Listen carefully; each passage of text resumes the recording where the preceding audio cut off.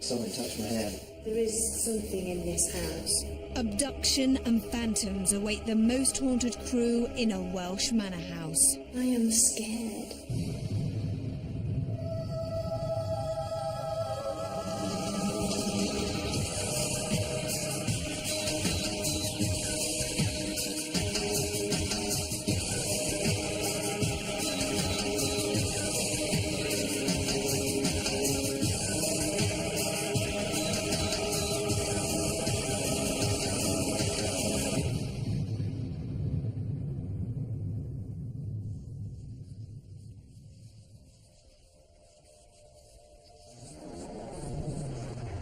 Hello and welcome to Most Haunted.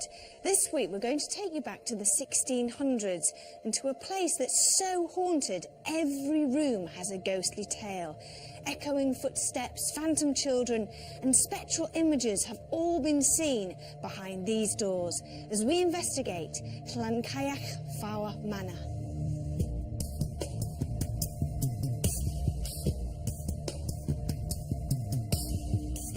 Llancaiach Fawr Manor House was built in the 1600s by Colonel Edward Pritchard and his family. The Colonel played a major role in several local battles during the English Civil War.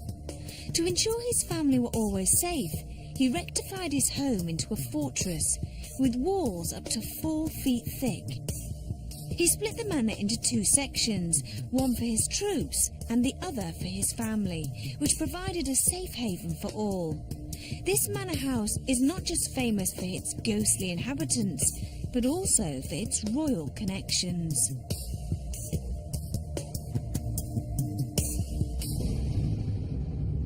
It was only when I started working here 12 years ago that I started to hear about the different tales of the unexpected, inexplicable happenings that occurred to past residents and also to us who were employed at Llancaiach Fawr. I think it's a very haunted place. It's got the right ingredients, it's made of stone, it's had a family that's been here for hundreds and hundreds of years. There's been feuds, there have been very famous people that have stayed here, and like so many other places, it's got the basic ingredients of a haunted house.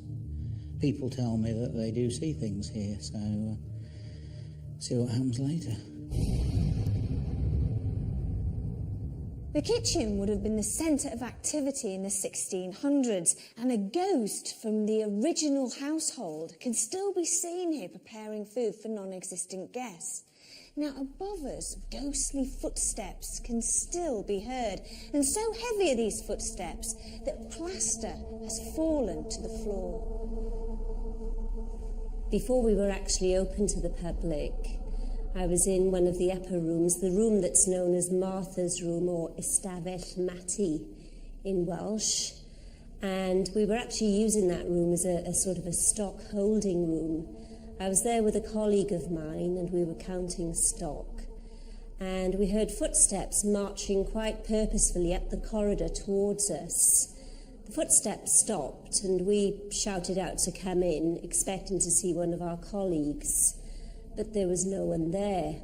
We settled back down to our stock taking and heard the footsteps once again. And there was no mistaking that the footsteps definitely had a purpose.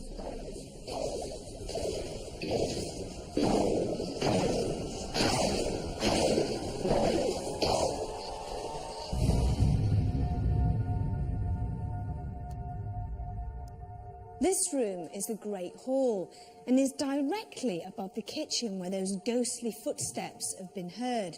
Also, this room used to be a court, and seen often is a dark, ghostly, shadowy figure of a man who sits and stares out of the window. I lived here for just about 30 years.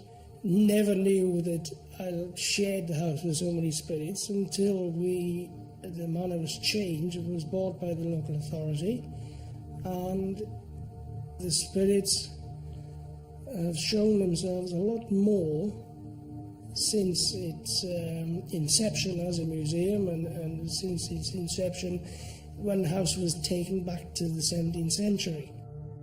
There's a lot of reenactment done here. People dressing up, people reenacting things from the past, and it's surprising how many places that have reenactors, for some strange reason, it tends to activate ghostly occurrences because there are people reliving what happened in this house all those hundreds of years ago. When I was in the house, actually working in costume as one of the costumed interpreters, and a young couple came along with a baby and asked me to just look after the baby while they went upstairs. The baby was sleeping in a buggy, and the baby woke up, and suddenly the baby's attention was drawn away from me at the foot of the stairs and looked upwards, and the baby's eyes actually followed something or someone coming down the stairs, although I could see absolutely nothing. This was the master bedroom, where a phantom figure has been seen just staring at visitors. The ghost of a soldier has been seen bursting through the door and then disappearing, and people often get the feeling of being very depressed in here for no reason. But it's in another bedchamber where an even more strange experience occurs.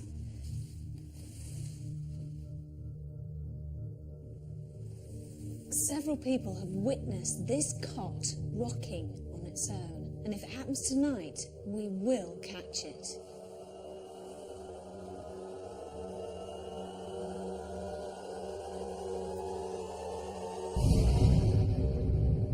I was leading a ghost tour up in the north chamber of the house, and there were just about 10 of us on the tour, standing quite a distance away from the cradle, and suddenly one of the ladies that was on the tour shouted out, "Hey, look at that, look." We all turned around, and the cradle had started rocking of its own volition. Since then, we've actually gone up into that room and jumped on floorboards trying to make the cradle rock again, but absolutely nothing.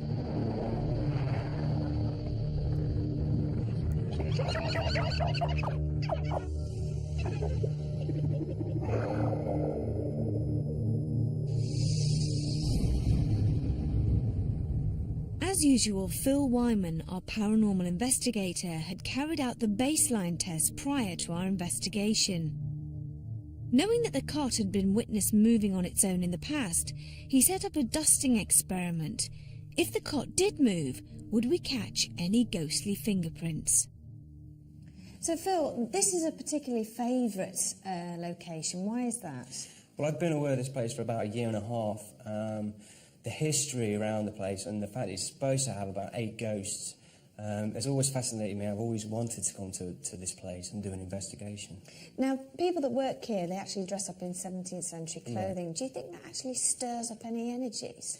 The possibilities of that happening are quite high, actually, because if there are spirits from the time of their costumes, they may be more willing to interact with them if they recognise a person from their own time. Yeah, so they might find it attractive and exactly. think, oh, I want to join in. Yeah. What about the baseline test? Did you actually pick up any activity at all? We've not picked anything up with the baseline tests as of yet, but as you know, we'll be walking around later with the meters and the thermometers.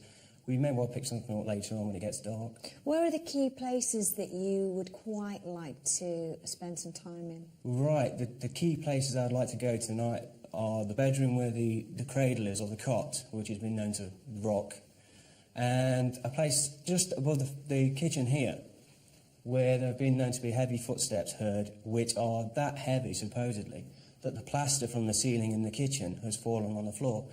We're going to be putting a dictaphone in there later on to see if we pick something up with that. That will be interesting, won't it? Yeah. What I want to do as well is, of course, we're going to do the walk around with Derek later. I'd like for us to, on our own, to walk around and spend some time in the rooms upstairs. Right. I'm not happy about that.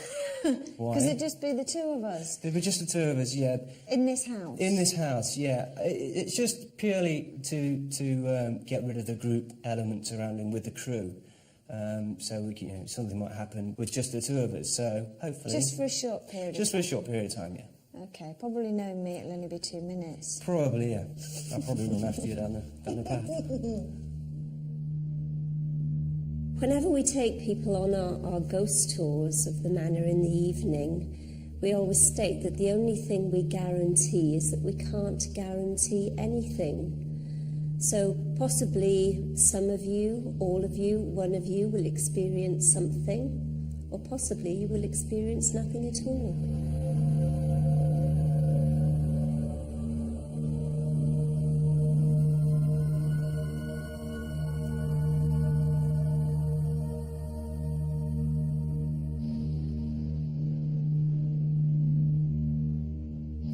With our spiritualist medium Derek Okora joining the rest of the crew, we were ready to walk over to the manor to start our investigation. Edward Williams, a former resident, would also be joining us for the night. It had become cold and snow had started to fall, so the house, despite its ghostly occupants, seemed an inviting place to go. Isn't this fantastic? This is absolutely the pinnacle in feelings, isn't it, Rebecca? Brilliant. It's got a lovely warm feeling to it. It has, and this is like love, the feeling of benign. It's just lovely, actually. It's a real kindred feeling of like, come on, we invite you in. There's no rejection.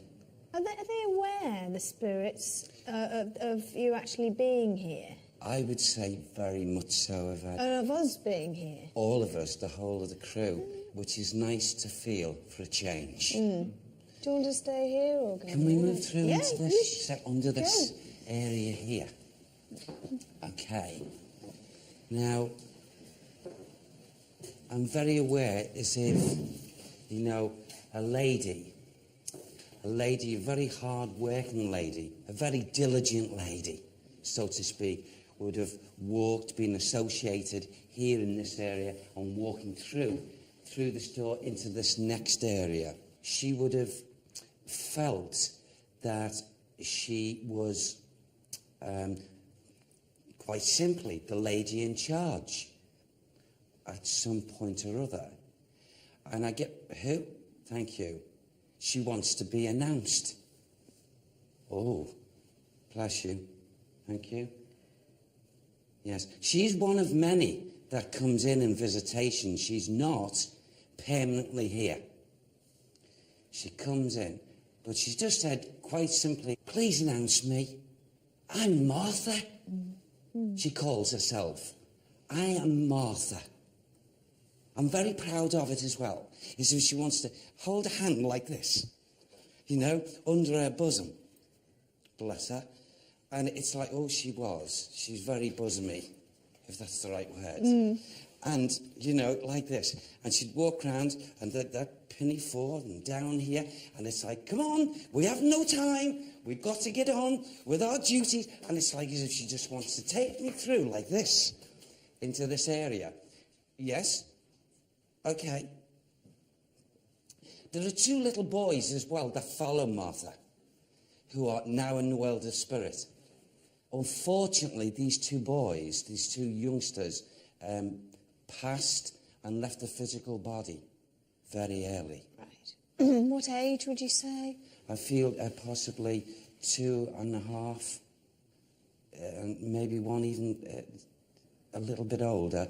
But I feel as if they're with her in the energy of spirit, but they did not belong to her.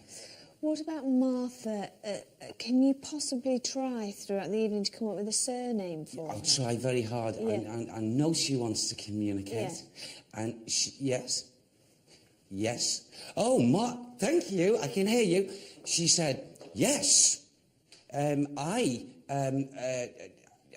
responsible to Anne. To Anne. Who? Anne who? Anne who? Miss Anne Pritchard.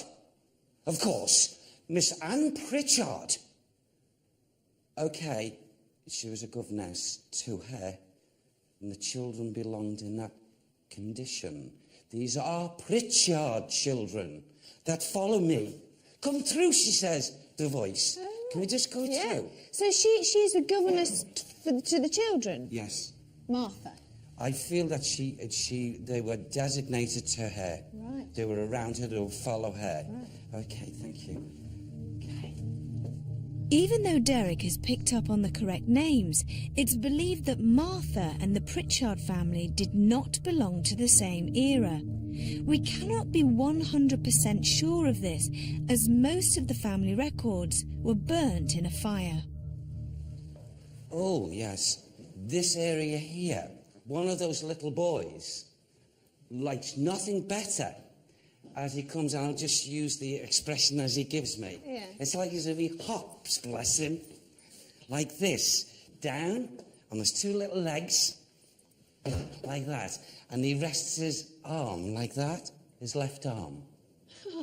But he stands often here. And he has a little look when people are walking round. And he's most interested. And then off he goes when he sees Martha.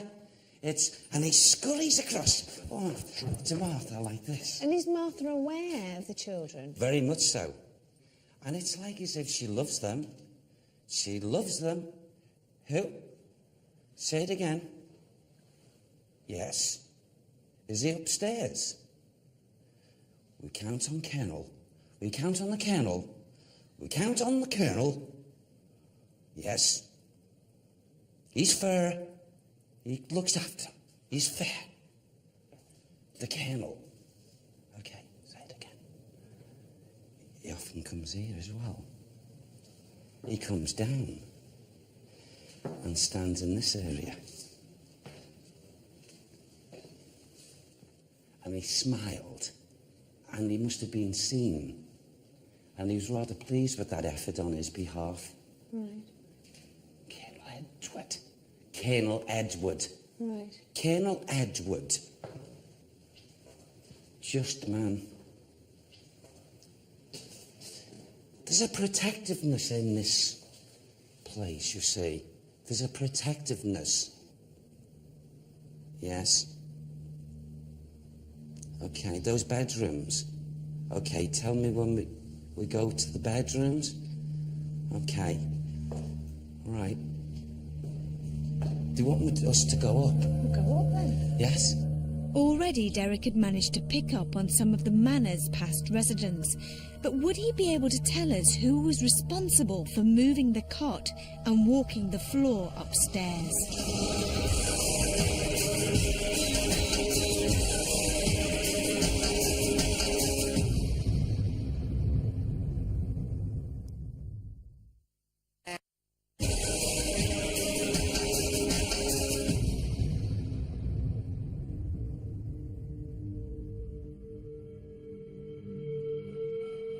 With Derek already picking up on some of the residents of the manor, we were all eager for him to find out more and if he would be able to give us the name of the family that once resided here.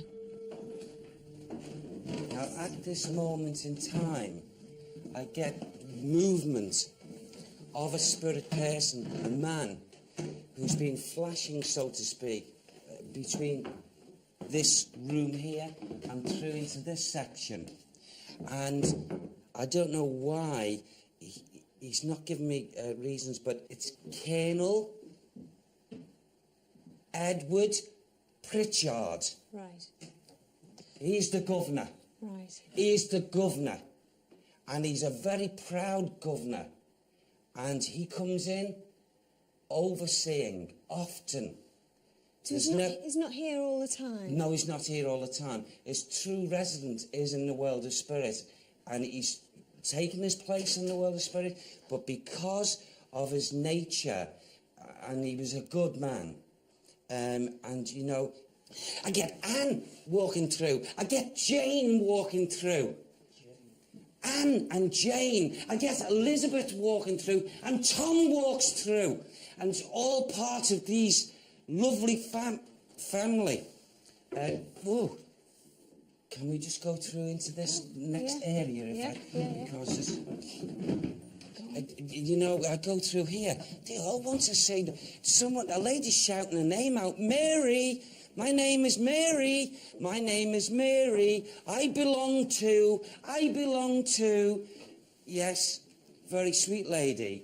It's like she likes to not give the impression as if she's actually walking. She likes to glide, so to speak, while she's in a spirit body, going scooting across the rooms. Can you give me more, please, of those names that you gave me before? They are all Pritchards. They're all Pritchards. But they don't really want to There's a man that walks the stairwell, and they don't want to associate with him. Why? Why don't they want to associate with him? Well, he's not bad. He's just not belonging to us. Okay. All right. Thank you. Well, he's one of the Lewises, isn't he? Yeah. He doesn't belong with us. He's Lewis. We see him. He sees us. David. David Lewis. David Lewis. Okay. The little child and the woman who goes to the crib and rocks the crib. A child and a woman go? Yes. And they rock the crib? They rock the crib. It's not just the woman, it's the child as well. Are they people that you've already mentioned? Spirits you've already mentioned? I don't know at this moment, Phil. I'm also very aware now, my left limb, left side, is if it's swiped away. And someone, he's not talking, it's as if he had a false limb. It could have been a stick or something, pole here, and walking round. And he would make noises with this pole at times. A pole? I call it a pole. It's not a leg. It's not a false leg. It's like a pole. Almost like Long John Silver with the old-fashioned... Something like this, yeah. And I feel he's been heard at some time or other here. There was great sadness. There was great sadness over two of those little children that didn't survive in this family here. And, of course, everything's fine now in the sense that the children are safe and well, and they do visit, but they're in the lovely realms of light. Right. But quite regularly, because Martha's in the atmosphere quite a lot, these two kiddies come in to be around her, to see what Martha's doing. Right. But Martha's replaying her role when she comes into the atmosphere of what, a very busy role of what she did. How did Martha die? I feel on that question as if her life most definitely was shortened, okay? Maybe as we go on, as we ask, because we've still got plenty of time. Yeah, I don't want to rush anything. I want to get it off them as clearly as I can. Charles. Charles liked it here. He picked up the love here, Charles. King Charles. Right.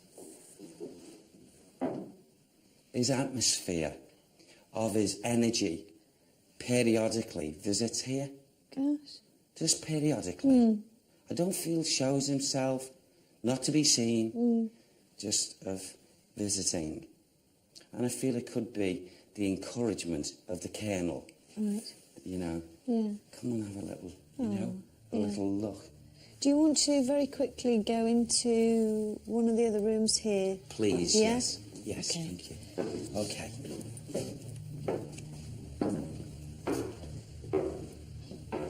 This is it. This is the crib. Now, the lady and a child, I feel it's one of the little boys, the youngest little boy, who accompanies her and helps rock this or movement and touch. And just of recent, I feel quite recent, Edward, is that happened? It has, yes. Recently, just before Christmas. Is there a lot of activity in this room? A lot of childlike activity, yes. Pulling of clothes. Yes. Undoing of shoelaces. A childlike thing, you see. And they would do that, but not an ounce of like negative about them. Just fun and enjoyment, and just, you know, it's like you can be childlike, that's to be like godly.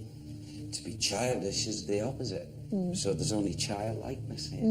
So it's lovely. To me, it's a lovely feeling. I thought that was amazing.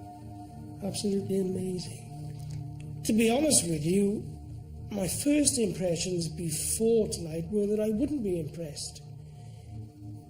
But what Derek picked up, and having spoken to Derek earlier, I know that he had no previous information of the history of the house. And what he picked up was astounding. He's coming up with names, even though the link isn't what we thought. He's coming up with names that are spot on. He's coming up with historical detail that is spot on. Yes, he could have researched it, but he could only have researched it if he knew where he was going. So, having spoken to Derek, having spoken to the crew here, I'm confident that what he is telling us is what he's feeling at the time, and it wasn't researched. And it's very, very impressive. With all the lights off, the atmosphere seemed to change in the house. With Derek being there, would he stir any activity up, and would we catch anything on camera?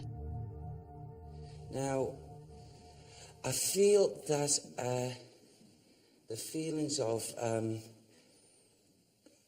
its own way, court and judgment in its own right.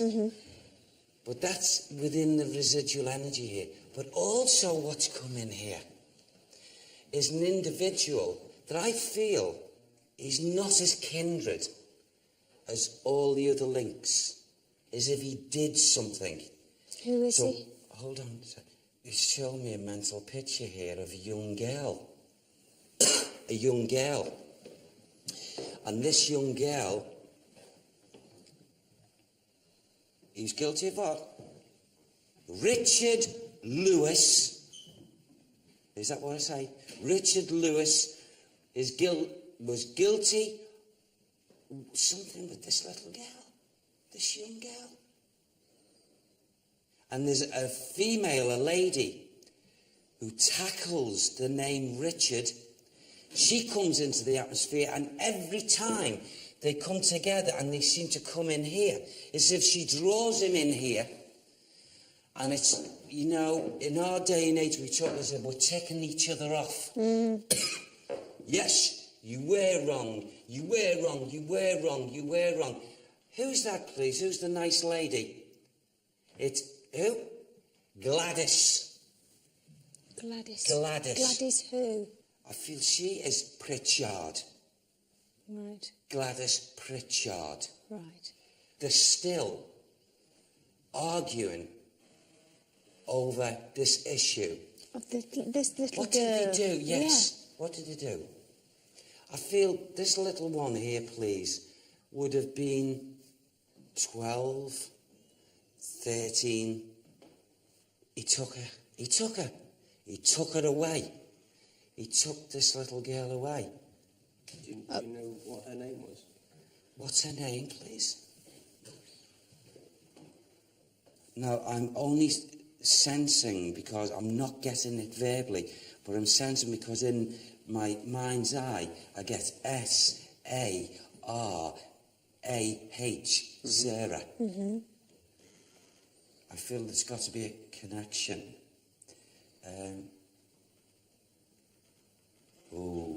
To me, thank you, he's just given me something. In this day and age, we have people, unfortunately, and I say unfortunately, that have their tendencies to take youngsters away and, you know, She was abducted. Yes. Right. And I feel there was great anger over this. That is the only anger that still exists. Genuine family anger. And I feel that this family are still prompting and waiting for this soul to renounce and say, I am sorry, I did the wrong thing. Can we go through to the next room? Yes. Thank you. It's just good because it just told me something that there is, okay. I'm aware again of the essence of the kernel, but also I'm picking up a small man, very busy in setting things around. Who is he? He's a valet, a valet, and a trusted man. This man knew how Martha is the only one who truly knows how Martha had to leave her physical body. How? Tragically. She left it tragically. I feel she was, I feel she was murdered. I feel her life was taken from her. In what fashion? I feel in some kind of, did you hear that or is that? No.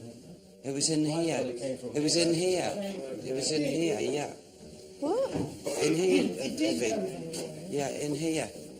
It did. It was very distinct. What was it? It was like a kid running. yes, What? a running, a child running. Are you sure it wasn't the stairs? No. And it sounded like now this could have been the guy with his leg, okay? You know what I talked about earlier? Yes. Yeah. That, and if it's not him, this is a child. But say it again, please. The mystery of... So, we want it said properly. Okay, I'll say it properly, I promise you. Just tell me.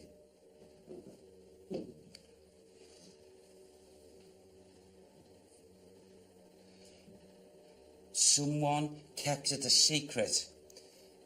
The valet. The man with the stick, the loss of the limb. He was the one who took the life of Martha. Right. Is that right? There is tell of a witness of a servant with a limp walking through the servant's room underneath. That was him there coming through. Because I was on his tail, but he took her life. She was poisoned. But not by the valet.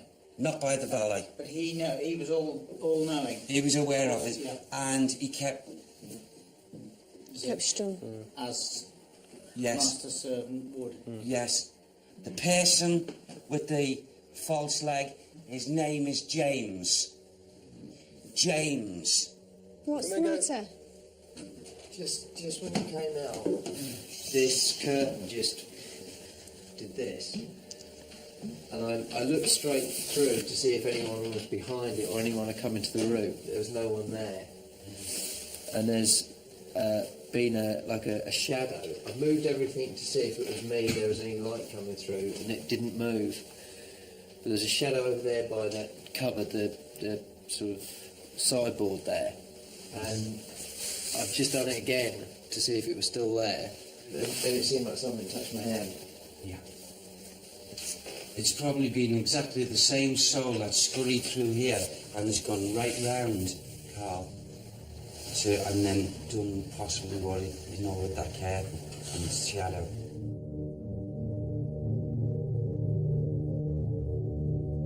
With Derek's part of the investigation over, Phil and I decided to go it alone inside the house. This was not something I was looking forward to. With the dictaphone placed in the hall, which is where strange footsteps have been heard, and with our own night vision cameras, we were ready, if not slightly apprehensive.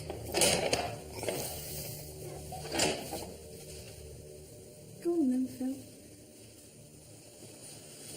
Right, here we are. This is where Martha's supposed to have been seen. Okay. How do you feel? Okay, to be honest, at the moment. Don't forget Derek said there's nothing sort of nasty around here, and it's all sort of nice. Yeah. So, do you want to sit down here for a bit, or? Should we sit down here for a little bit? Where should we sit? I think maybe if we sit here in the corner. Okay. And then maybe have a little chat and see if Martha might. So this is where Martha has been sitting. She's been sitting in this corner. I'll sit on that. That should be okay. No, a bit uncomfy, but it'll be alright. Okay. It's quite surreal actually, because you can see out the window, it's absolutely chugging down with snow. Quite strange. Should we do a bit of talking? Yeah. So Martha, the housekeeper of the Pritchard family, are you in the kitchen? Are you here? Can you try and do something for us? Maybe by a light form, could you show us a light? Just to show us that you're here and that you're listening to us.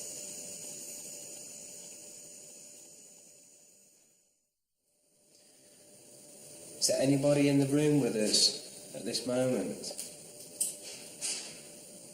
Martha, are you here? Is there anybody here with us now?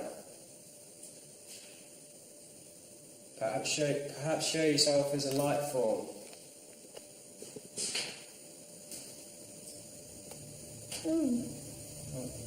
There's something there.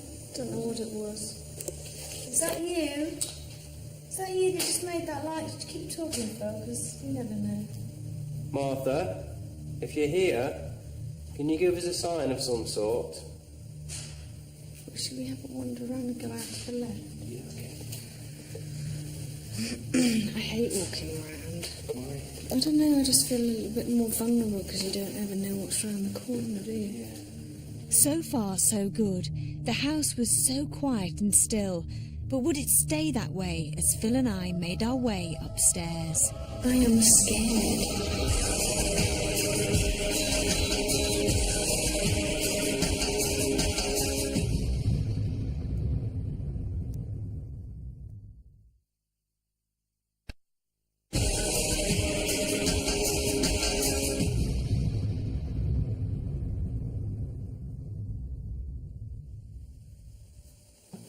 Where are we, Phil? I don't know where we are. This is Martha's room. Okay. We're here in Martha's room. Right, do you want? I think we should just take a chair and sit here for a few minutes. See what happens.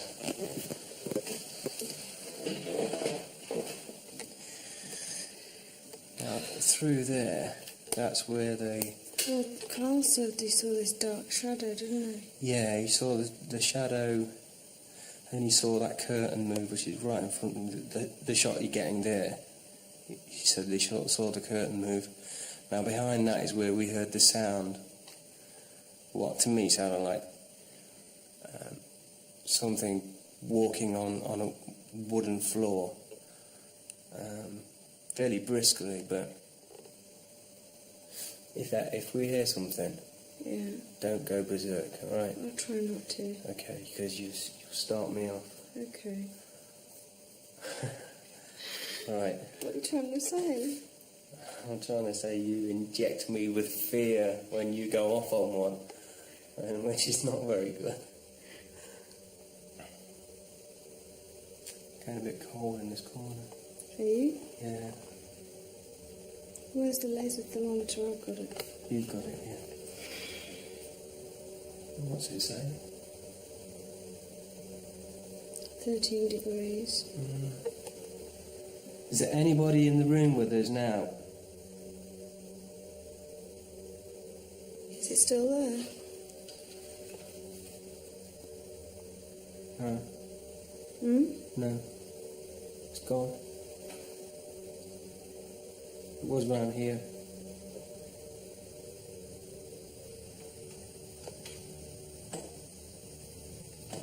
Did you hear that? What was it? I'm not freaking. It's okay. Good girl. I think you're very proud of me. I am. The side table over there just creaked. I thought I heard something. Yeah. And it was right close to me, and I was just aware of just something like a slight movement over to my right. Mm-hmm. I've been very brave. You've been very good. Yeah, until hopefully. Yeah. You know, you never know, something Well, may just happen. don't panic, because, we know that Derek says there's, friendly people. It's because we're dealing with something that we don't understand. Oh, yeah, exactly. Whether it be a scientific explanation or anything, it's still frightening because some things can just happen for no explained reason. Mm-hmm. You keep focusing on that area if you want to. This is, in all the locations we've been to, okay, things aren't happening. In all the locations we've been to, the fact that there's just the two of us alone in this big house in the dark, the others, a minute, 2-minute walk away, even though that's not far away, they're in a separate building away from us. And I am scared. I am scared.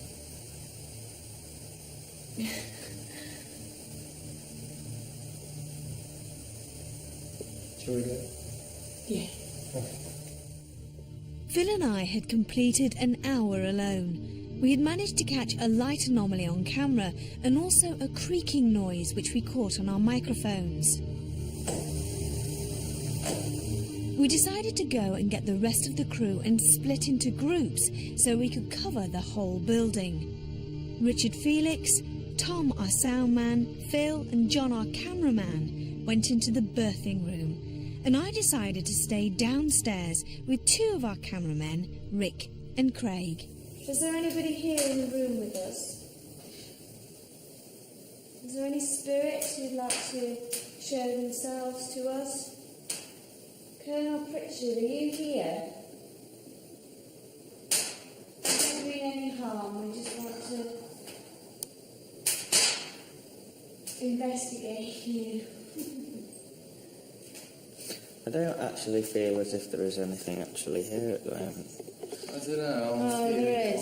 Do you think? Yeah, there is. Whether it be, I'm not saying that it's ghosts, I'm just saying there's definitely an energy here. Yeah, Whether it be scientific, I don't know. There is something in this house. So how's everybody feeling? Calm, content, not spooked at all. Doesn't appear to be anything in here tonight, does there? For a building that's got rather a lot of central heating around it, active central heating as well, with very creaky boards. It's a very quiet building. You walk, normally it creaks like that, and it is remarkably calm and quiet. That's a point, isn't it? Because it's so old. Most houses grown a bit. Yes. This just very, very calm. Please show yourself to us if you can, or do something to prove your existence. Please show yourself. Make a noise, move something, throw something off the table, just to prove anything. What the fuck? No.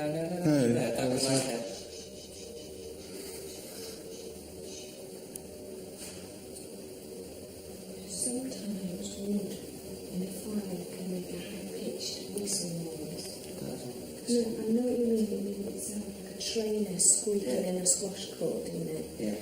That to me, sometimes it could have been one of the logs. Sometimes they make pitch noises. So I thought that was coming from upstairs. No, half of them. Alright. That really scared me. Did it? I was shooting up the stairs at the time, and I could have sworn it came from up there, and it sounded more like a...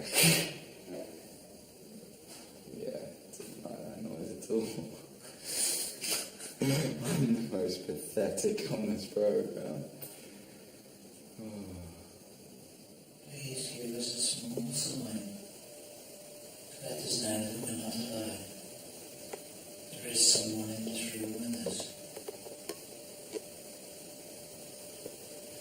Use our energy, our combined energy in this room, to make a sound. It feels like there's someone in the room. It's so cold. It is freezing. There's someone in here. Please give us a sign.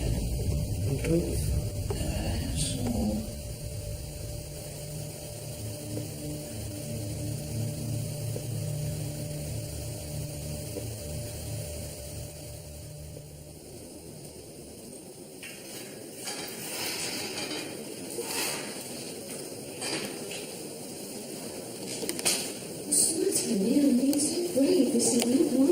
This is not one of them.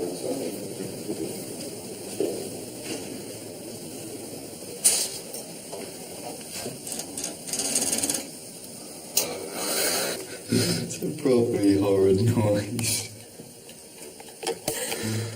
Cool.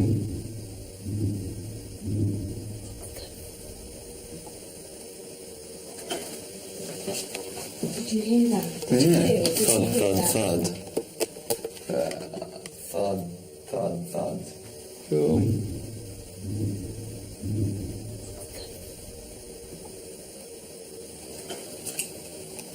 Phil, it's Yvette.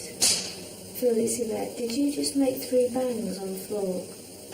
No, I didn't. We've been downstairs and we heard 3 very loud bang, bang.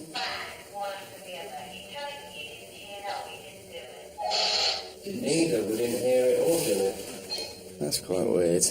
Which room are you in? The cot room. Great Hall. In the Great Hall. And there's a small... Okay, down here. Let's go. Have a look. Mind your head. After searching the house, we could find no reason for the banging. Could it have been paranormal? During the night, other investigations had taken place, but nothing had occurred. After checking the dictaphone, we discovered nothing unusual, and the cradle had not moved. However, we did pick up 3 loud, unexplained bangs and a couple of light anomalies. We had wanted more, but as we know, you can never guarantee anything when investigating haunted locations.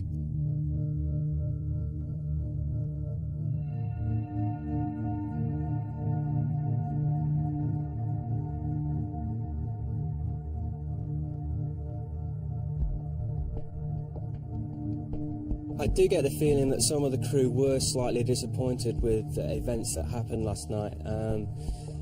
Unfortunately, due to the history and the reputation for this place being haunted, I think they were expecting ghosts to come out of the walls, which is, in most venues, not likely to happen just like that. I had great expectations, a very haunted house. It was a great privilege to be able to wander around a place like this, but I'm a bit disappointed because nothing actually happened to me. It was interesting to know that Derek, again, was spot on with the things he gave us, the information he gave us, and a lot of this can be verified through tracing the family history and the connections with the manor. Some of the individual spirits who still come in and visit in visitation at this lovely building, they were still showing the same amount of warmth and love as they did when they were in the physical bodies. He came up with names, he came up with a Gladys. I've looked on the family tree, and there was a Gladys Pritchard, an Edward, Colonel Edward Pritchard. He's absolutely right. He's one of the main people in the house. He mentioned Charles I. So all that was right. This place is a fascinating place. It warrants a lot more investigation work, but what we did get last night from an investigative point of view was quite interesting, and I think it was very good. There'll be very few places in further investigations, as far as I'm concerned, that I feel that could match the love and the warmth that still exists in the building after hundreds and hundreds of years. And if there is one, well, I'll hold my hand up and say, well, I was wrong. I think this investigation illustrates nicely how people's expectations about what's going to happen can influence their actual experiences. So people came along with very high expectations that they would experience and perhaps see ghosts at this manor house. But as the hours passed and not much was really happening, they were getting more and more desperate that something would happen. So by 1 or 2 o'clock in the morning, when they were hearing maybe sort of the odd rap or bangs in the distance, people were finding this very shocking and often very frightening. What the fuck? Sounded more like a... yeah, it doesn't like that noise at all. With regard to the light anomalies, it's actually a little bit ironic that as some of the footage of these improves, in that they appear on the screen for longer, in my opinion, they start to look more and more like either very small insects or small particles of dust just blowing on the breeze in the room. One thing I find very interesting about this investigation is that Yvette seems to be becoming a little bit more sceptical in her interpretation of things that happen. So she doesn't necessarily always jump to a paranormal explanation if she hears a bang in the distance or hears a rapping. Sometimes wood in a fire can make a high-pitched whistle noise. And this suggests then that she is becoming a little bit more rational in her approach, and even though she admits that in this particular investigation she's very, very scared when she's sitting in the house alone with Phil, but she is able now to at least consider other more rational explanations for the noises that she hears. Well, not a lot happened last night. It just goes to show that haunted houses are just as unpredictable as the weather. Until the next time, sleep tight.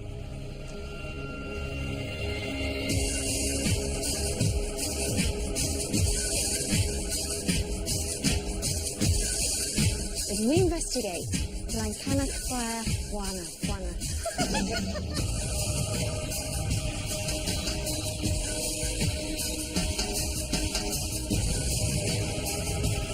How do you pronounce this place? I don't know what this place is called.